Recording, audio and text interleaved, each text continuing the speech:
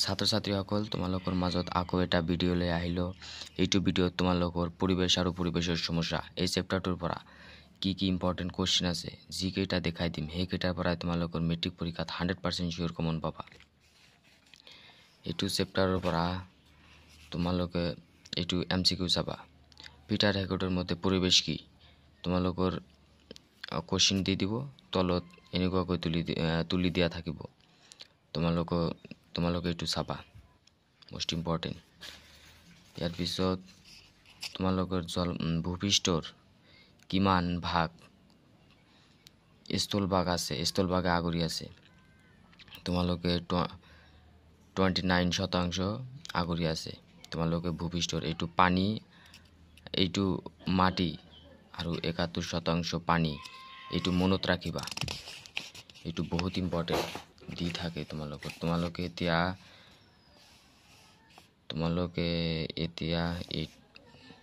18 নং পৃষ্ঠা বাহিৰ কৰিলে 18 নং পৃষ্ঠাৰ পৰা চাবা।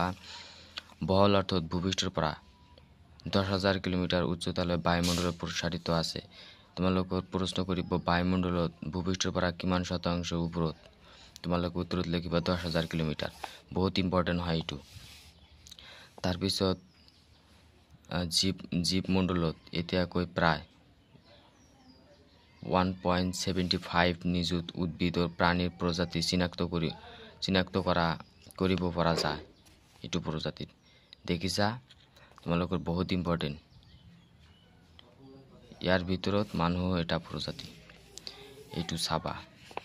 ইয়াৰ পিছত তোমালোকে 19 নং পৃষ্ঠা বাহিৰ কৰিলা। 19 নং পৃষ্ঠাৰ পৰা চাবা।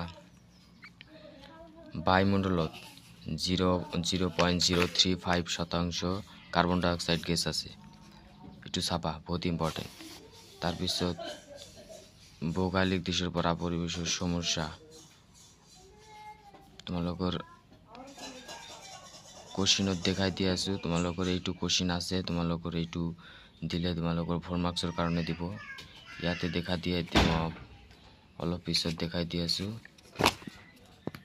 পিছত তোমালোকৰ প্ৰদূষণ 100% কমন এটা আহিবই। প্ৰদূষণ মাটি, বায়ু আৰু পানী, এইটোই পঢ়িবা, এইকেইটাই পঢ়িলে তোমালোকৰ এটা 100% চিয়ৰ কমন পাবা মেট্ৰিক পৰীক্ষাত। তাৰপিছত তোমালোকে 22 নং পৃষ্ঠা বাহিৰ কৰিলা। 22 নং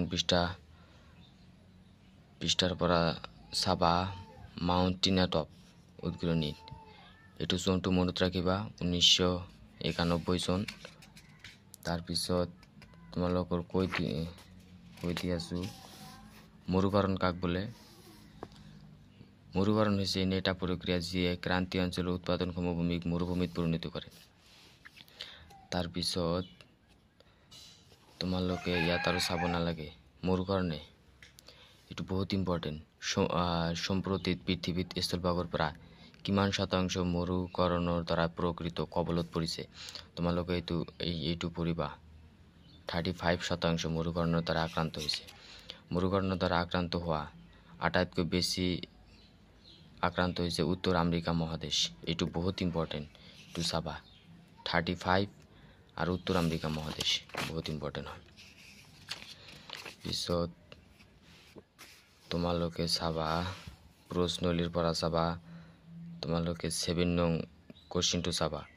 পৃথিৱীৰ পৰিৱেশৰ প্ৰধান মণ্ডল চাৰিটাৰ সম্বন্ধৰ বিষয়ে চমুকৈ লিখা। তাৰপিছত 10 নং কোৱেশ্চনটো চাবা। ভৌগোলিক দিশৰ পৰা পৰিৱেশৰ সমস্যা কি কি ভাগত ভগাব পাৰি লিখা। তোমালোকক আগতে কৈছো প্ৰদূষণ কাক বোলে। পানী প্ৰদূষণ কেনেকৈ হয়, মাটি প্ৰদূষণ, বায়ু প্ৰদূষণ, তিনিটা পঢ়িবা। তিনিটাৰ পৰা 100% চিয়ৰ এটা অহাৰ চান্স আছে তোমালোকৰ এইবাৰত। ইয়াৰ পিছত তোমালোকৰ মৰুকৰণ কাক বোলে, মৰুকৰণৰ সঞ্চাই দিয়া, এইটো পঢ়িবা, দি দিয়ে কেতিয়াবা।